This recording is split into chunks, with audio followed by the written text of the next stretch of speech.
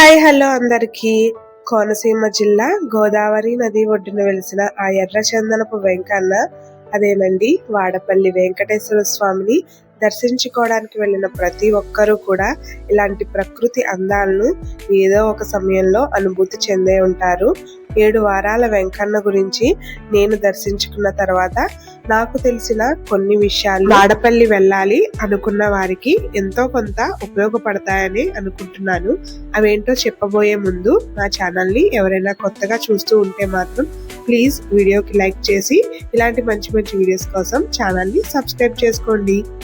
మొట్టమొదటిగా 7 వారాలు మనం ఎంత నమ్మకంతో మన కోరికను చెప్పుకొని ప్రదక్షిణను మొదలుపెట్టినప్పటికీ అది అయ్యేంత వరకు కూడా మన మనసులో ఎంతో కొంత ఏదో ఒక మూల మన కోరిక నెరవేరుతుందా లేదా అనే భయం ప్రతి ఒక్కరిలోని. మీరు కోరుకున్న కోరికలో న్యాయం ఉండి అది అన్ని విధాలుగా మనకు సంతోషాన్ని ఇచ్చేది అయితే నమ్మిన నారాయణుడే మనకు ఎదురు వచ్చి మన 7 వారాలు పూర్తయ్యే లోపే ఖచ్చితంగా ఆ కోరిక అనేది నెరవేరుతుందండి. దానికి సాక్ష్యమే మనం చూస్తున్న ఈ జన సమూహం.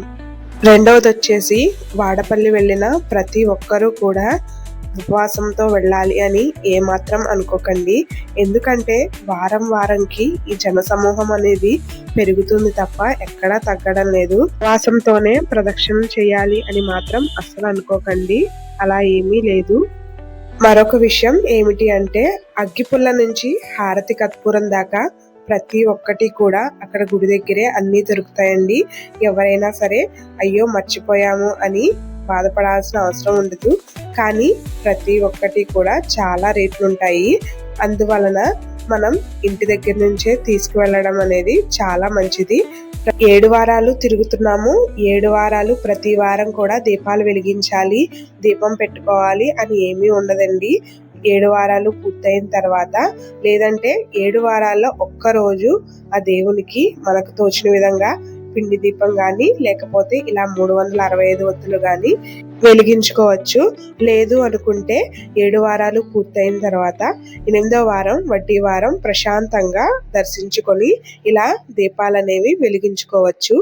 అదేంటి 8వ వారం మళ్ళీ 8వ వారం వడ్డీ వారం కూడా చెయ్యాలా అని చాలా మందికి అనుమానం అయితే ఉండొచ్చండి. మన వెంకటేశ్వర స్వామి వడ్డీ కాసుల వాడు. అసలు కన్నా ఆయనకి వడ్డీ అంటేనే ప్రీతి కదా. అందుకే 7 వారాలు పూర్తయిన తర్వాత 8వ వారం వడ్డీ వారం కింద కూడా చెయ్యాలి. అదొక విషయం ఏమిటంటే ఖచ్చితంగా క్యూ లైన్ లో దర్శనానికైతే 4 గంటల పైనే పడుతుందండి. మనం 50 రూపాయల టికెట్ తీసుకున్నా 200 రూపాయల టికెట్ తీసుకున్నా అదే సమయం అయితే పడుతుంది. ఖచ్చితంగా ఈ విషయం గుర్తుపెట్టుకొని ప్రతి ఒక్కరూ ఏదో ఒకటి తినే దర్శనానికి వెళ్ళవచ్చు. మరొక ముఖ్య విషయం ఏమిటంటే అష్టోత్తర పూజ కోసం 7 వారాలు పూర్తయిన తర్వాతే చేయించుకుందాంలే ఆన్లైన్లోనే అస్సలు అనుకోకండి, చాలా గ్యాప్ వచ్చేస్తుంది. నేను కూడా అదే పొరపాటు చేశాను.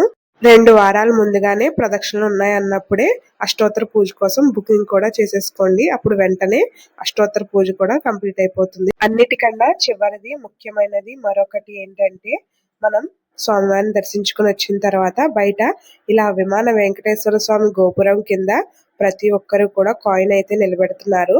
నేను 7 వారాలు పూర్తయిన తర్వాత నా కోరిక చెప్పుకొని ఇలా కాయిన్ నిలబెట్టాను.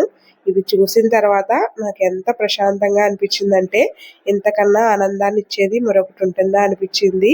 నా కోరిక చెప్పుకొని నేను కూడా కాయిన్ నిలబెట్టాను ఇలా అందరిలాగే. అది కూడా ఎంత బాగా నుంచిందో. అంతకన్నా ఏం కావాలి చెప్పండి. ఈ 7 వారాలు తిరిగినందుకు నాకు ఈ మాత్రం నమ్మకం చాలు కదా, ఆ దేవుడు నా కోరిక తీరుస్తాడు అని అనడానికి.